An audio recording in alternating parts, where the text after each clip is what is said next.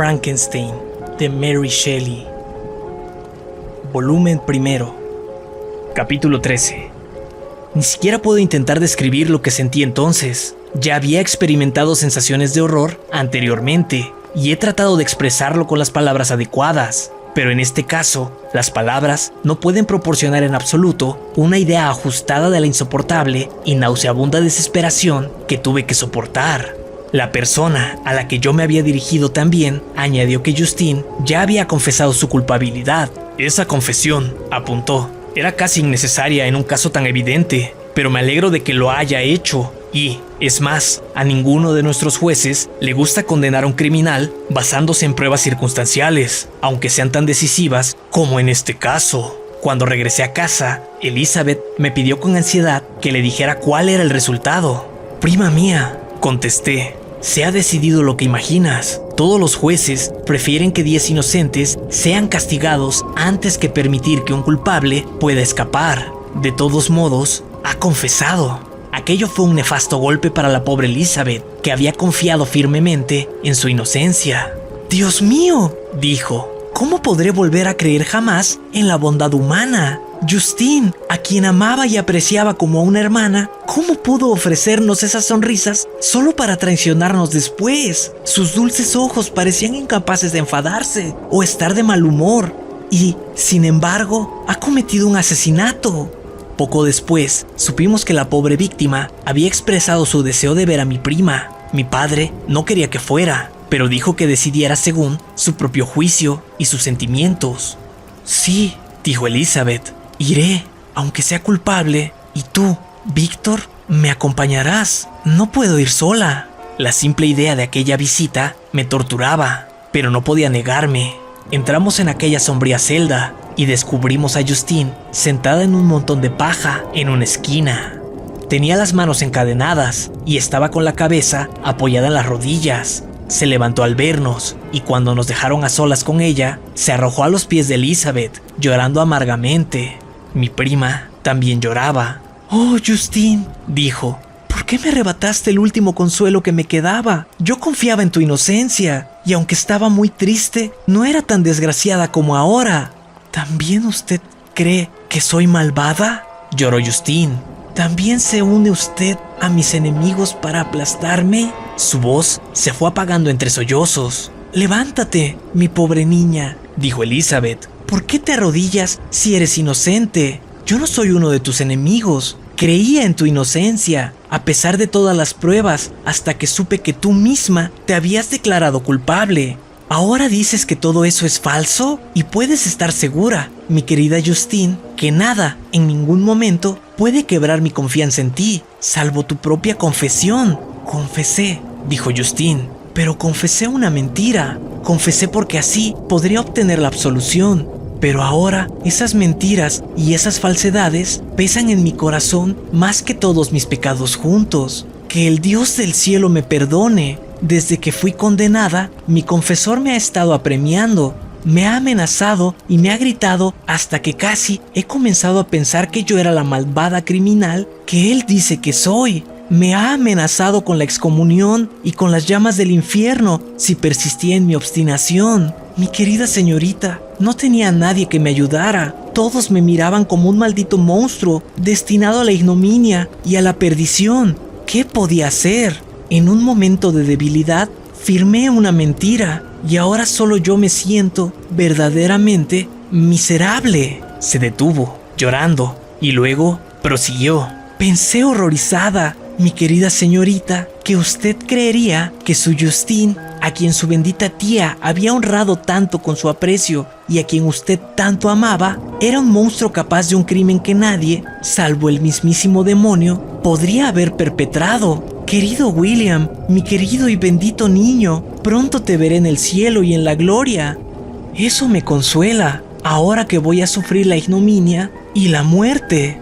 «Oh, Justine», gritó Elizabeth, llorando, «perdóname por haber desconfiado de ti un solo momento. ¿Por qué confesaste? No te lamentes, mi querida niña. Yo proclamaré tu inocencia en todas partes y conseguiré que me crean, aunque tú tengas que morir. Tú, mi amiga, mi compañera de juegos, más que una hermana. Morir. No, No podré sobrevivir a una desgracia tan horrible.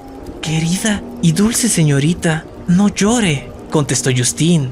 Debería usted animarme con pensamientos sobre una vida mejor y elevar mi espíritu sobre las pequeñas preocupaciones de este mundo de injusticia y violencia. No, mi buena Elizabeth, no me hunda usted en la desesperación.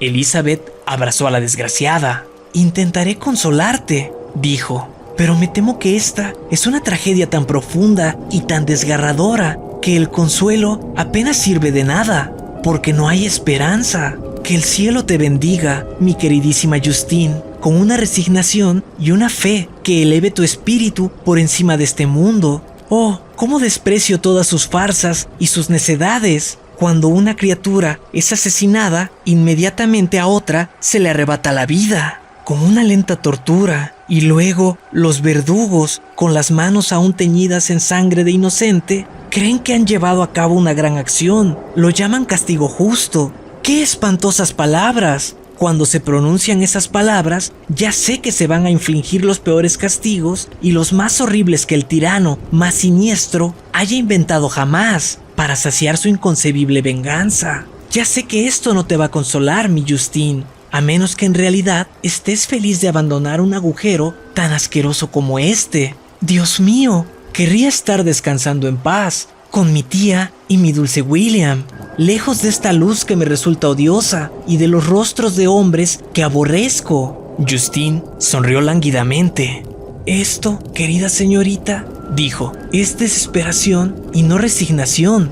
No debo aprender la lección que usted me está enseñando. Hablemos de otra cosa, de algo que me procure alegría y no aumente mi amargura. Durante esta conversación, yo me había apartado a una esquina de la celda, donde pude disimular la horrorosa angustia que me atenazaba. Desesperación. ¿Quién se atrevía a hablar de eso? La pobre víctima, que al día siguiente iba a traspasar la terrorífica frontera entre la vida y la muerte, no sentía una agonía tan profunda y amarga como la mía. Los dientes me rechinaban y los apreté con fuerza, dejando escapar un gemido que nació en lo más profundo de mi alma. Justine se sobresaltó. Cuando vio quién era, se aproximó a mí. «Querido señor», dijo, «es usted muy amable al visitarme. Espero que usted no crea que soy culpable». No pude responder. «No, Justine», dijo Elizabeth, «él está más convencido de tu inocencia que yo. Por eso, ni siquiera cuando supo que habías confesado, lo creyó». «Se lo agradezco de verdad», dijo Justine. «En estos últimos momentos siento la gratitud más sincera por aquellos que todavía piensan en mí con bondad. Qué dulce es el cariño de los demás para una mujer tan desgraciada como yo. Casi me alivia de la mitad de mis penas y siento como si pudiera morir en paz, ahora que usted, querida señorita, y su primo han reconocido mi inocencia». Así intentaba consolarse a sí misma y a los demás, aquella pobre desgraciada. Es más, incluso pudo alcanzar la resignación que anhelaba, pero yo, el verdadero asesino, sentía que estaba viva en mi pecho, la carcoma eterna que no permite ni la esperanza ni el consuelo. Elizabeth también lloraba y era desgraciada, pero la suya era también la tristeza de la inocencia, la cual, como una nube que pasa sobre la pálida luna, durante un instante la oculta, pero no puede matar su brillo. La angustia y la desesperación había penetrado hasta lo más profundo de mi corazón. Albergaba un infierno en mi interior que nada podía apagar. Permanecimos varias horas con Justine y solo con gran dificultad Elizabeth reunió valor para apartarse de ella. «Ojalá muriera yo contigo», gritó llorando. «No soporto vivir en este mundo de dolor». Justine adoptó un aire de alegría, aunque apenas podía contener sus amargas lágrimas. «Adiós, querida señorita, mi queridísima Elizabeth. Que el cielo en su infinita bondad la bendiga y la proteja. Que sea esta la última desgracia que tenga usted que sufrir. Viva y sea feliz para hacer felices a los demás». Cuando regresábamos, Elizabeth me dijo: «No sabes, mi querido Víctor, cuánto me ha tranquilizado saber que puedo estar segura de la inocencia de esa desafortunada muchacha. Jamás podría volver a vivir en paz si mi confianza en ella se hubiera visto defraudada. En esos momentos en que lo creí, Sentí una angustia que no hubiera podido soportar durante mucho tiempo. Ahora, mi corazón se siente aliviado. La inocente sufre, pero aquella a quien yo consideraba amable y buena no es malvada. Y eso me consuela. Mi dulce prima, tales eran tus pensamientos, puros y dulces como tus queridos ojos y tu voz. Pero yo era un monstruo y nadie jamás podría concebir la amargura que sufrí entonces. Capítulo 14. Cuando la mente ha estado intensamente ocupada en una rápida sucesión de acontecimientos, nada es más doloroso que la mortal calma de apatía y certidumbre que surge a continuación y que impide que el alma sienta ni esperanza ni temor. Justine murió, descansó y yo estaba vivo. La sangre corría libremente por mis venas, pero un peso de desesperación y remordimiento me aplastaba el corazón y nada podía aliviar ese dolor. El sueño huía de mis ojos, vagaba como un alma en pena, porque había cometido actos malvados y horribles que ni siquiera se pueden describir.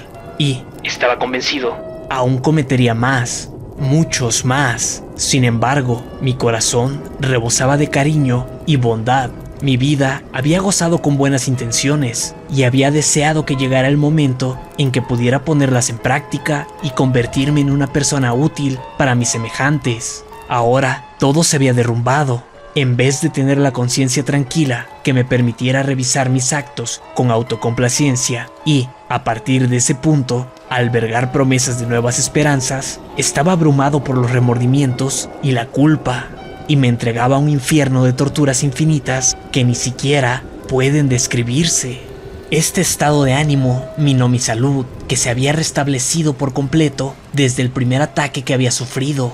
No soportaba la presencia de nadie. Cualquier gesto de alegría o satisfacción era una tortura para mí. La soledad era mi único consuelo, una soledad profunda, negra, como la muerte.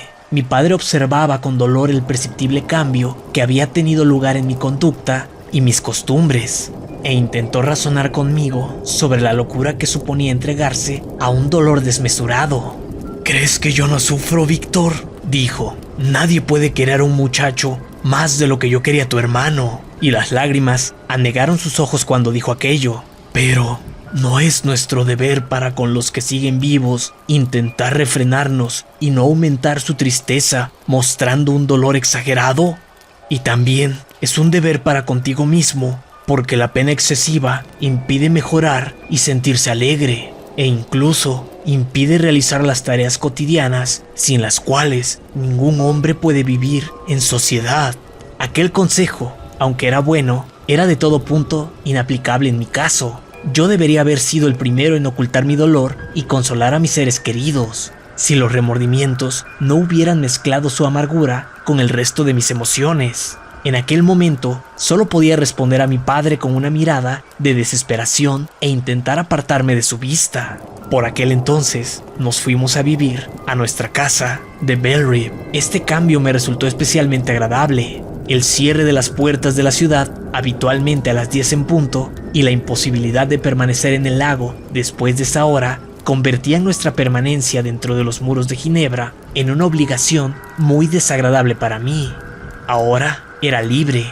A menudo, después de que el resto de la familia se hubiera retirado a dormir, yo tomaba el bote y pasaba la noche sobre las aguas. Algunas veces, con las velas desplegadas, me dejaba arrastrar por el viento y en otras ocasiones, después de remar hasta el centro del lago, dejaba que el bote siguiera su propio curso y me entregaba a mis dolorosas reflexiones. Muchas veces estuve tentado, cuando todo era paz a mi alrededor y yo era lo único que vagaba, desasosegado y sin descanso, en una escena tan maravillosa y celestial, sin exceptuo a algún murciélago solitario o las ranas, cuyo croar áspero y rítmico se oía solo cuando me aproximaba a las orillas. Muchas veces, estuve tentado de arrojarme al lago callado y en calma, para que las aguas me engulleran a mí y a mis calamidades para siempre.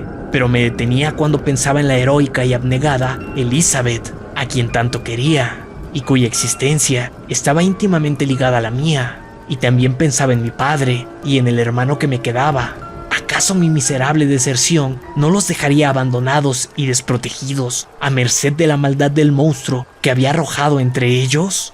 En esos momentos me entregaba al llanto amargamente y deseaba que la paz volviera a mi mente solo porque así podría intentar consolarlos y procurarles felicidad. Pero no pudo ser. Los remordimientos frustraban cualquier esperanza.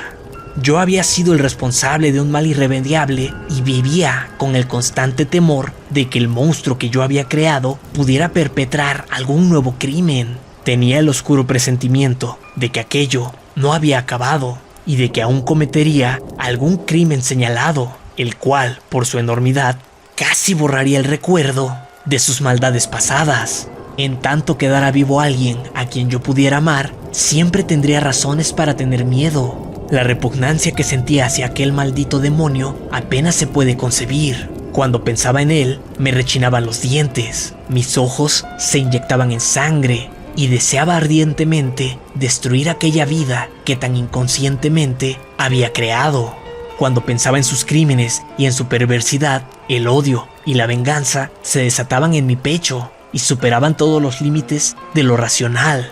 Habría ido en peregrinación al pico más alto de los Andes si hubiera sabido que podría arrojarlo al vacío desde ahí. No deseaba otra cosa sino volver a verlo. Así podría descargar todo mi inmenso odio sobre su cabeza y vengar las muertes de William y Justine. Nuestra casa era la casa de la tristeza. La salud de mi padre se vio profundamente afectada por el horror de los recientes acontecimientos. Elizabeth estaba triste y abatida. Ya no encontraba ningún placer en sus actividades cotidianas y cualquier alegría le resultaba sacrílega para con los muertos. Pensaba que la pena eterna y las lágrimas eran el justo homenaje que tenía que rendir por la inocencia que se había destruido y aniquilado de aquel modo. Ya no era la criatura feliz que en su primera juventud había vagado conmigo por las orillas del lago y hablaba con alegría de nuestras perspectivas futuras. Ahora se había convertido en una mujer seria y a menudo hablaba de la voluntad de la fortuna y de la inestabilidad de la vida humana. Mi querido primo, me decía, cuando pienso en la miserable muerte de Justine Moritz, me resulta imposible ver este mundo y todo lo que hay en él de mismo modo que antes. Antes consideraba las historias sobre el vicio y la injusticia que leía en los libros o que escuchaba a otros como cuentos de viejas o de demonios imaginarios. Al menos me parecían muy lejanos y más relacionados con la razón que con la imaginación. Pero ahora la calamidad ha llegado a nuestra casa y todos los hombres me parecen monstruos sedientos de sangre de los demás. Pero estoy siendo ciertamente injusta. Todo el mundo creía que esa pobre muchacha era culpable. Y si ella pudiera haber cometido el crimen por el que fue condenada, con toda seguridad habría sido la más depravada de todas las criaturas humanas. Solo por unas joyas, haber asesinado al hijo de su benefactor y amigo, un niño a quien ella misma había cuidado desde que nació y al que parecía querer como si hubiera sido el suyo propio. No puedo admitir jamás la ejecución de ningún ser humano, pero con toda seguridad habría pensado que un ser así no era digno de pertenecer a la sociedad. Sin embargo, era inocente. Lo sé, siento que era inocente. Tú eres de la misma opinión y eso me lo confirma. Por Dios, Víctor, si la mentira se parece tanto a la verdad, ¿quién puede estar seguro de alcanzar alguna felicidad? Siento como si estuviera caminando por el borde de un precipicio hacia el cual avanzan miles de seres que intentan arrojarme al abismo. William y Justine fueron asesinados y el asesino escapa, fingiendo ser humano, anda libre por el mundo y quizá sea respetado. Pero aunque me condenaran a morir en el cadalso por esos mismos crímenes, no me cambiaría jamás por semejante monstruo. Escuché sus palabras con una angustia indescriptible. Yo era, no físicamente, pero sí, efectivamente, el verdadero asesino. Elizabeth leyó la angustia en mi rostro y tomándome cariñosamente la mano, dijo: mi queridísimo primo, tienes que tranquilizarte. Estos acontecimientos me han afectado. Dios sabe cuán profundamente. Pero no estoy tan destrozada como tú. Hay en tu rostro una expresión de dolor y a veces de venganza que me hace temblar. Cálmate, mi querido Víctor. Daría mi vida porque estuvieras tranquilo. verás cómo volveremos a ser felices, viviendo apaciblemente en nuestro país natal y apartados del mundo. ¿Qué podría perturbar nuestra tranquilidad? Las lágrimas resbalaban por sus mejillas mientras me lo decía, desmintiendo la misma felicidad que me prometía, pero al mismo tiempo sonreía de tal modo que podía apartar los demonios que se escondían en mi corazón. Mi padre, que vio en la tristeza, se reflejaba en mi cara solo una exageración de la pena que debía sentir naturalmente. Pensó que un entretenimiento adecuado a mis gustos sería el mejor medio para que recuperara la serenidad acostumbrada. Fue por este motivo por el que nos habíamos trasladado al campo y, animado por la misma razón, ahora propuso que podíamos hacer un viaje al valle de Chamonix. Yo ya había estado ahí, pero Elizabeth y Ernest nunca lo habían visitado, y ambos habían expresado muy a menudo su deseo de ver aquel sitio, que todo el mundo les había descrito como un lugar maravilloso y sublime. Así pues, a mediados del mes de agosto, casi 2 meses después de la muerte de Justine, partimos de Ginebra dispuestos a realizar ese viaje. El tiempo era maravilloso, y si mi pena hubiera sido de esas que se pueden ahuyentar mediante cualquier entretenimiento pasajero, aquel viaje habría obtenido ciertamente el resultado que mi padre se había propuesto. En todo caso, me interesó un tanto el paisaje. A veces me apaciguaba, pero no podía mitigar del todo mi dolor. Durante el día viajamos en un carruaje. Por la mañana habíamos visto en la distancia las montañas hacia las que nos dirigíamos poco a poco. Nos dimos cuenta de que el valle por el que transitábamos y que estaba formado por el Arve, cuyo curso seguíamos, se cerraba sobre nosotros gradualmente. Y cuando el sol se puso, vimos las inmensas montañas y precipicios descolgándose sobre nosotros por todas partes, y oímos el sonido del río rugiendo entre las rocas y las cascadas precipitándose alrededor. Al día siguiente, proseguimos nuestro viaje en mulas, y a medida que ascendíamos más y más, el valle adquiría un aspecto más bello y frondoso. Los castillos en ruinas, colgando de los precipicios en montañas pobladas de pinos, el Arve impetuoso y las pequeñas granjas asomándose aquí y allá entre los árboles formaban una escena de singular belleza. Pero aún lo fue más, y se acercó a lo sublime cuando vimos los poderosos Alpes, cuyas blancas y brillantes pirámides y cúpulas se elevaban como torres sobre todo lo existente en la tierra, la morada de otra raza de seres. Cruzamos el puente de Pelissier, donde la quebrada que formaba el río se abría ante nosotros, y comenzamos a ascender la montaña que se elevaba sobre él. Poco después entramos en el valle de Chamonix. Este valle es desde luego maravilloso y sublime, pero no tan hermoso y pintoresco como el de Servox, que era el que acabábamos de dejar atrás. Está rodeado de montañas altas y nevadas, pero ya no vimos más castillos en ruinas ni tierras fértiles. Los inmensos glaciares se acercaban casi al camino. Oímos el atronador retumbar de avalanchas que se desprendían y la huella de neblina que dejaban a su paso. El Mont Blanc, el supremo y magnífico Mont Blanc, se elevaba sobre las Aiguilles que lo rodean, y su imponente cúpula dominaba el valle. Durante aquel viaje, en ocasiones, avancé junto a Elizabeth y me esforcé en señalarle las distintas maravillas del paisaje, y a menudo forzaba a mi mula a quedarse atrás, para poder entregarme así a las penas de mis pensamientos. En otras ocasiones, espoleaba al animal para que adelantara a mis compañeros de viaje, para poder olvidarme de ellos, del mundo y, sobre todo, de mí mismo. Cuando me encontraba a cierta distancia, me bajaba y me tiraba en la hierba, apesadumbrado por el horror y la desesperación. A las 8 de la tarde llegamos a Chamonix. Mi padre y Elizabeth estaban muy cansados. Ernest, que nos acompañaba, estaba encantado y muy animado. La única circunstancia que le molestaba era el viento del sur y la lluvia que ese viento prometía para el día siguiente. Nos retiramos pronto a nuestros aposentos, pero no a dormir. Al menos yo no. Permanecí durante muchas horas asomado a la ventana, observando los pálidos resplandores que jugaban sobre el Mont Blanc y escuchando el rumor del Arve que corría bajo mi ventana. Capítulo 15. Al día siguiente, contrariamente a los pronósticos de nuestros guías, hizo muy buen tiempo, aunque el cielo estaba nublado. Visitamos las fuentes del Arbeirón y paseamos a caballo por el valle hasta la tarde. Aquellos paisajes sublimes y magníficos me proporcionaban todo el consuelo que podía recibir. Me elevaban por encima de la mezquindad y aunque no podía disipar mi dolor, lo mitigaban y lo acallaban.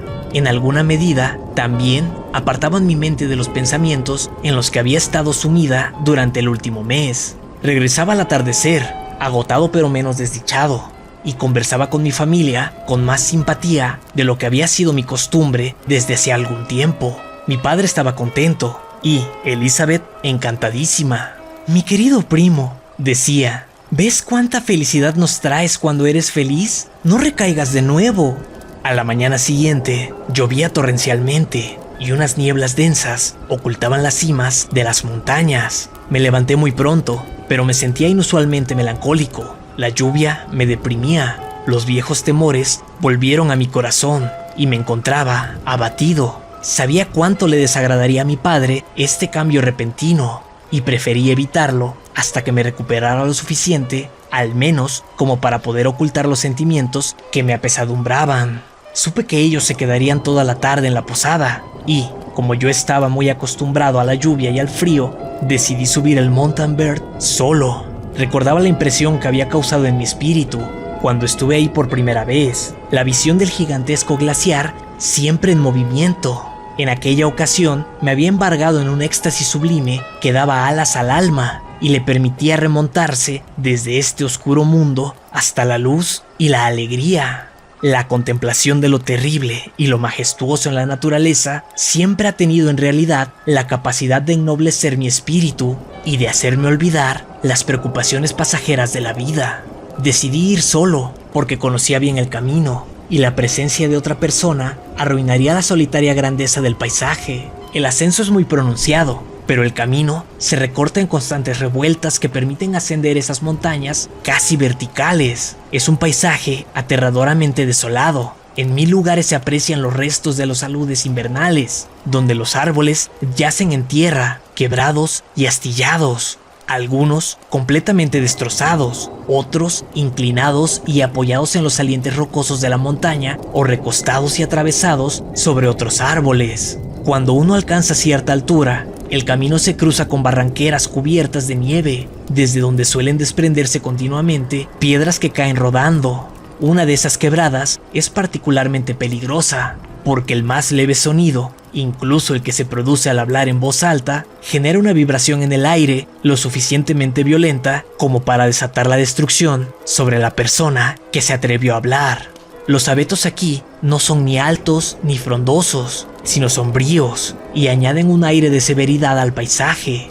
Miré abajo, al valle. Imponentes nieblas se estaban elevando desde el río, que lo atravesaba y se iban alzando en densas volutas en torno a las montañas del otro lado, cuyas cimas aparecían ocultas por nubes uniformes, mientras que la lluvia se precipitaba desde aquellos cielos oscuros y se añadía a la melancólica sensación que tenía de todo lo que me rodeaba. Dios mío, ¿por qué presume el hombre de tener más sensibilidad que las bestias? Eso solo los convierte en seres más necesitados. Si nuestros impulsos se redujeran al hambre, la sed y el deseo, casi podríamos ser libres. Pero nos vemos agitados por todos los vientos y por cada palabra pronunciada, casi al azar, o por cada paisaje que ese viento puede sugerirnos. Dormimos y un sueño es capaz de envenenar nuestro descanso. Nos levantamos y un pensamiento pasajero nos amarga el día. Sentimos, imaginamos o razonamos, reímos o lloramos, abrazamos pesares amados o apartamos nuestras cuitas. No importa, porque sea alegría o pena, el camino de su partida siempre está abierto. El ayer del hombre jamás puede ser como su mañana. Nada puede durar, salvo la mutabilidad. Ya era mediodía cuando llegué a la cumbre. Durante algún tiempo estuve sentado en la roca desde la que se dominaba el mar de hielo. La niebla envolvía aquel lugar y las montañas circundantes. De repente, una brisa disipó la niebla y yo descendí al glaciar. La superficie es muy quebrada y se eleva como las olas de un mar enfurecido, o desciende mucho, y por todas partes se abren profundas grietas. Esa extensión de hielo tiene una legua de anchura, pero tardé casi 2 horas en cruzarlo. La montaña que hay al otro lado es una roca desnuda y perpendicular. Desde aquella parte en la que ahora me encontraba, Montanvert se encontraba exactamente enfrente, a la distancia de una legua, y sobre él se elevaba el Mont Blanc con su terrible majestuosidad. Me quedé en una oquedad de la roca, observando aquel maravilloso e imponente paisaje. El mar, o más bien, el inmenso río de hielo, serpenteaba entre las montañas que lo abastecían, cuyas áreas cumbres se elevaban sobre los abismos. Aquellas cimas heladas y deslumbrantes brillaban al sol, por encima de las nubes. Mi corazón, antes apenado, ahora se henchía con un sentimiento parecido a la alegría, y exclamé: «Espíritus errantes, si es verdad que vagan y no encuentran descanso en sus angostas moradas, concédanme esta felicidad o llévenme con ustedes y aléjenme de las alegrías de la vida».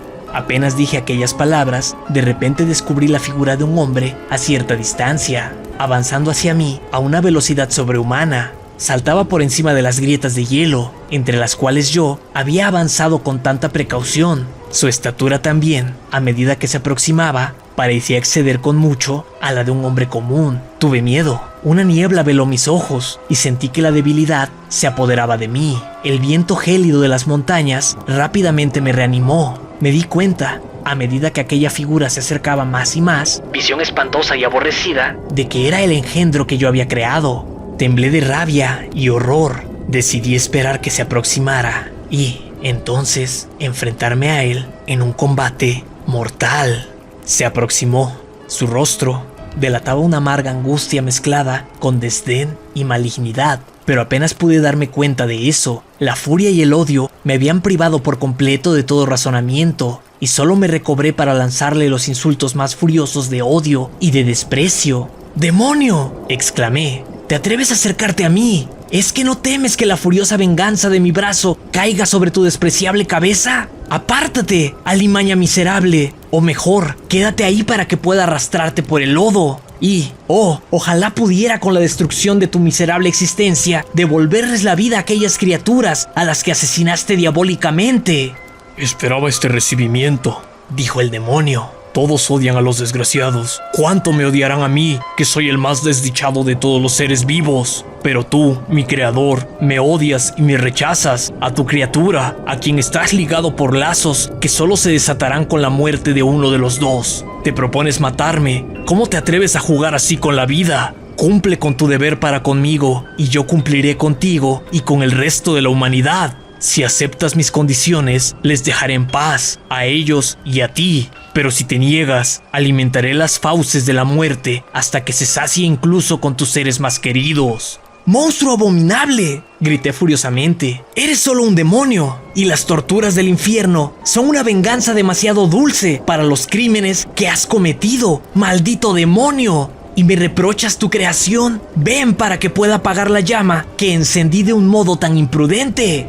Mi furia estaba desatada. Salté sobre él, impelido por todos los sentimientos que pueden armar a un ser contra la existencia de otro. Él me esquivó fácilmente y dijo: «Calma, te suplico que me escuches, antes de que descargues tu odio sobre mi desventurada cabeza. ¿Acaso no he sufrido lo suficiente que aún deseas aumentar mi desdicha? Amo la vida, aunque solo sea para mí una sucesión de angustias, y defenderé la mía. Recuerda que me has hecho más poderoso que tú mismo. Soy más alto que tú, mis miembros más ágiles, pero no me dejaré arrastrar por la tentación de enfrentarme a ti. Soy tu criatura y siempre seré fiel y sumiso ante ti, mi señor natural y mi rey. Si tú cumples también con tu parte, con las obligaciones que tienes para conmigo. Oh, Frankenstein, no seas justo como todos los demás y me aplastes a mí solo, a quien más debes tu clemencia, tu cariño. Recuerda que soy tu creación.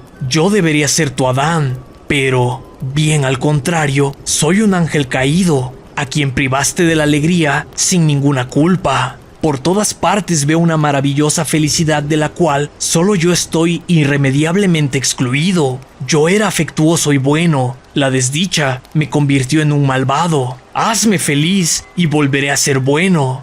¡Apártate!, contesté. No te escucharé. No puede haber nada entre tú y yo. Somos enemigos. Apártate de mí o midamos nuestras fuerzas en una lucha en la que uno de los dos deba morir. ¿Cómo puedo conseguir que te apiades de mí? dijo aquel engendro, no habrá súplicas que consigan que vuelvas tu benevolente mirada hacia la criatura que implora tu bondad y compasión. Créeme, Frankenstein, yo era bueno, mi alma rebosaba de amor y humanidad, pero no estoy solo, miserablemente solo, y tú, mi creador, me aborreces. ¿Qué esperanza puedo albergar respecto a tus semejantes que no me deben nada? Me desprecian y me odian. Las montañas desoladas y los lúgubres glaciares son mi refugio. He vagado por estos lugares durante muchos días. Las grutas de hielo, a las que solo yo no temo, son mi hogar y el único lugar al que los hombres no desean venir. Bendigo estos espacios tenebrosos porque son más amables conmigo que tus semejantes. Si la humanidad entera supiera de mi existencia, como tú, tomaría las armas para conseguir mi completa aniquilación. Así, no he de odiar a aquellos que me aborrecen. No habrá tregua con mis enemigos. Soy desgraciado y ellos compartirán mi desdicha. Pero en tu mano está recompensarme y librar a todos los demás de un mal que solo espera que tú lo desencadenes y que no les engullirá en los torbellinos de su furia solo a ti y a tu familia, sino a muchísimos otros más. Permíteme que se me conmueva tu compasión y tu justicia, y no me desprecies. Escucha mi historia. Cuando la hayas oído, maldíceme o apiádate de mí, de acuerdo con lo que consideres que merezco. Pero escúchame, las leyes humanas permiten a los reos, no importa los sanguinarios que sean, hablar en su propia defensa antes de ser condenados. Escúchame, Frankenstein, me acusas de asesinato y sin embargo destruirías gustosamente tu propia criatura. Oh, gloria a la eterna justicia del hombre. Pero no te pido que me perdones, escúchame, y luego, si puedes y así lo deseas, destruye la obra que nació de tus propias manos. ¿Por qué me traes a la memoria hechos cuyo simple recuerdo me hace estremecer y de los cuales solo soy yo la triste causa y razón? Grité. Maldito sea el día en que viste la luz, y aunque me maldiga a mí mismo, malditas sean las manos que te crearon. Me has hecho más desgraciado de lo que nadie puede imaginar. No me has dejado la posibilidad de considerar si soy justo contigo o no. Apártate, apártate de mi vista. Así lo haré, Creador. Apartaré de tu vista a aquel a quien aborreces, contestó, y puso delante de mis ojos sus espantosas manos. Yo las aparté con violencia. Pero puedes seguir escuchándome y concederme tu compasión por las virtudes que tuve una vez. Te lo ruego, escucha mi historia. Es larga y extraña, y la temperatura de este lugar no es adecuada para tu delicada sensibilidad. Ven a la cabaña de las montañas. El sol aún está alto en el cielo, antes de que caiga y se oculte tras aquellas montañas e ilumine otro mundo. Habrás escuchado mi historia y podrás decidir. De ti depende si he de apartarme para siempre de los lugares que ocupan los hombres y he de llevar una vida tranquila, sin hacer daño a nadie, o he de convertirme en el azote de tus semejantes y en la causa de tu ruina inmediata. Y diciendo aquello, emprendió la marcha por el hielo. Lo seguí. Tenía el corazón destrozado y no le respondí, pero mientras avanzaba, sopesé los distintos argumentos que había utilizado y al fin decidí escuchar su historia. En parte, me vi empujado por la curiosidad y la compasión terminó de inclinarme a ello. Hasta entonces, solo lo consideraba el asesino de mi hermano y deseaba con ansiedad que me confirmara o me negara aquella idea. Por primera vez, también sentí que un creador tenía deberes para con su criatura y que antes de quejarme por su maldad, debía conseguir que fuera feliz. Esos motivos me forzaron a aceptar su ruego. Cruzamos los hielos, pues, y ascendimos por las montañas que había al otro lado. El aire era frío y la lluvia comenzaba a caer de nuevo. Entramos en la cabaña, el monstruo con aire de satisfacción, yo con el corazón oprimido y con los ánimos abatidos. Pero había decidido escucharle y, sentándome junto al fuego que encendió, comenzó a contarme así su historia. Frankenstein, de Mary Shelley.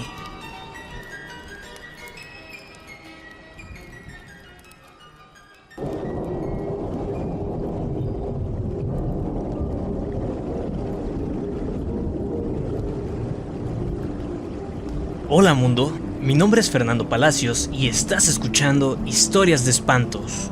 el podcast en el que grabo las historias de terror de mis autores favoritos. Espero que este episodio haya sido de tu agrado y lo hayas disfrutado mucho. Y, si es así, me ayudas mucho dejando tu like aquí, siguiendo el podcast, suscribiéndote, compartiendo el contenido y, si quieres apoyarme un poquito más y tener algunos beneficios en el canal, únete al canal. Por el momento hay 2 niveles disponibles para ti en YouTube y uno único en Spotify. Así que recuerda, dale like, suscríbete y compártelo con todo el mundo que pueda disfrutar de una historia de espantos. A mí puedes encontrarme en Instagram como @fer.mr.bones, pero también están las redes sociales oficiales de Historias de Espantos. Historias de Espantos por Fernando Palacios en Facebook y @Historias de Espantos XFP en Instagram. Ahí puedes comentarme qué historia, cuento o relato de terror quieres escuchar. Gracias y nos escuchamos en la siguiente historia de espantos.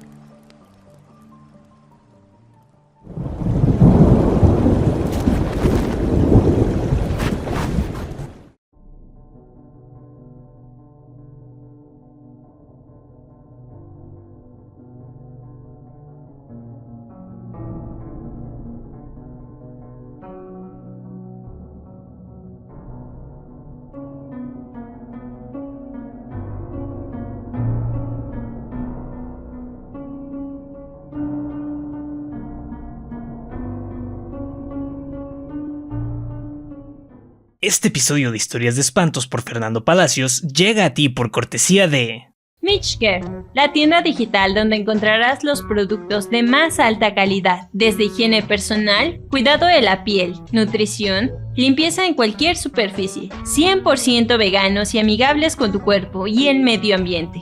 Hacemos envíos a toda América. Encuéntranos en Instagram como @mitch.care. En la descripción encontrarás los links. Dark Heart Shop, la tienda de playeras darks en la que encontrarás tu playera favorita. Búscanos en Instagram como @darkheartshop.mx y también en Facebook. Ahí podrás ver nuestro catálogo disponible. Disfruta mucho la historia de espantos de hoy. Próximamente aquí encontrarás toda la merch oficial de Historias de Espantos por Fernando Palacios.